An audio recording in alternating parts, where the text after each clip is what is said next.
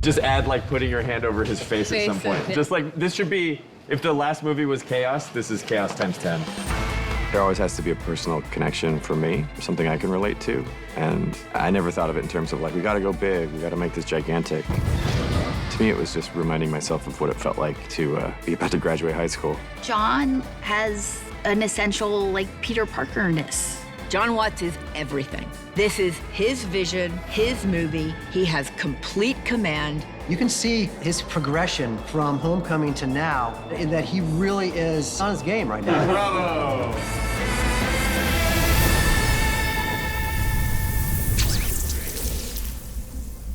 So do you like make your own webs inside of your body? I feel like you're teasing me right now. Yeah, he's not teasing you. It's just that, you know, he can't do that, so. I was just trying to not get fired on the first one. It was a private conversation. I don't like joking about this. It was hard for me to talk to you about. But they were high school movies to me. So I thought if you start sophomore year, you could do sophomore year, junior year, senior year, one movie at a time for me. And now it's senior year. Jon Watts just rolled up his sleeves and brought this tone that felt a little bit younger, a little bit more subversive in a comedic way. He brought this quirky sensibility. Jon Watts came in and he said, I want to do it like a John Hughes movie. That was entirely his idea from the very beginning. This is sort of his Breakfast Club. This is kind of his journey into that arena. John has this incredible ability to relate and then show the world that kind of teenage perspective. What was really interesting about it for me is John's sensibility of this almost high school comedy wrapped into this Marvel universe. What I think separates his versions of Spider-Man is that it's not serious. What I love about Jon Watts is the way he's able to undercut the seriousness of the films by layering in that these kids just want to go to college. He loves bringing out the humor. He's encouraging us to improvise and to kind of throw in. When he's got the takes that he wants, he'll always say, okay, one more just for you.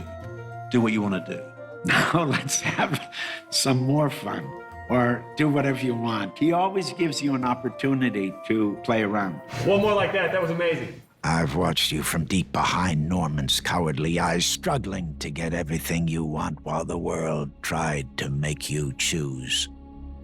Gods don't have to choose. We take. Great. Last one, Goblin's Choice. And so he's always letting us improv a few takes on different lines and finding the scene so that we could breathe some humanity and life into those moments. Have you been listening this whole time? Hi, Happy. You have been listening ever since you stepped on my hose. I didn't. Maybe it's broken.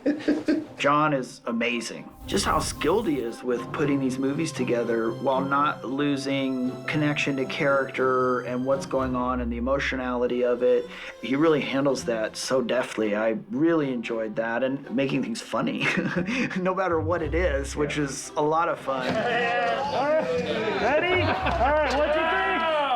Not a lot of directors have that confidence to be able to float it all up in the air and juggle it and then put it together. That's a unique quality. So let me do like one that's really like eyes wide.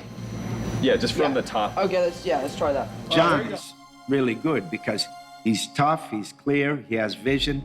He's a real filmmaker, but he's also loose. And the other thing, which is really important, I think, is that he takes the work very seriously, but himself not at all. I feel like if that's like any indication of what he is like as a director, he's just very smart and like he knows what he wants. Not a pushover. Not afraid to say, that doesn't work. No, nah, I don't do that. I only do this because he has it in his head.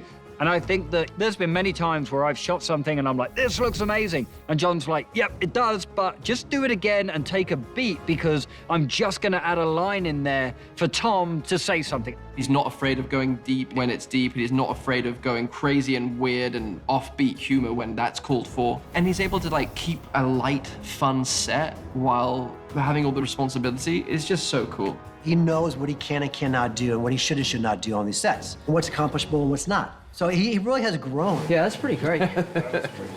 I'm happy. Let's do one more for shits and giggles. Let's do it.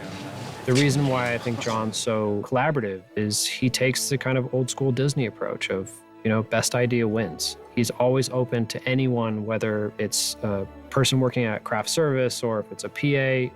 The first day I walked in to a story room, new to the Spider-Man franchise with MCU, I'm just gonna be a fly on the wall. He turns to me and he says, "What do you want to see in this movie?" And as good as John is at the big stuff and as good as he is at the action, and he's great, he's really an actor's director too. Working with John has been great. He's always just been open to suggestions and just open to conversations. And sometimes they happen the night before, the weeks before, right before we start filming, or, second the day starts. I like to come on set now because even days that I'm not needed here, I come on set to watch because I love learning and sitting behind John, and hopefully one day I'll be able to direct something. So, no better place to learn than right behind our very incredible director who loves to answer my questions.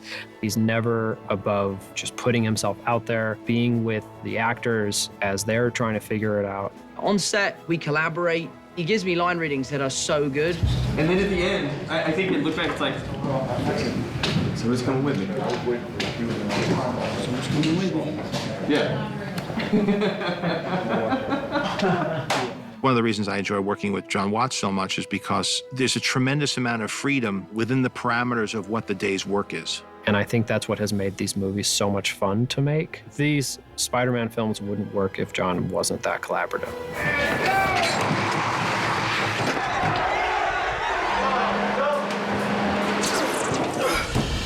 On the first movie, he was nervous, and now he's just like this baller director. You know how people kind of level up in a video game? That's sort of Jon Watts through like 3 movies. Jon Watts has done such a wonderful job of creating this genre of superhero movie that kind of hasn't been told before.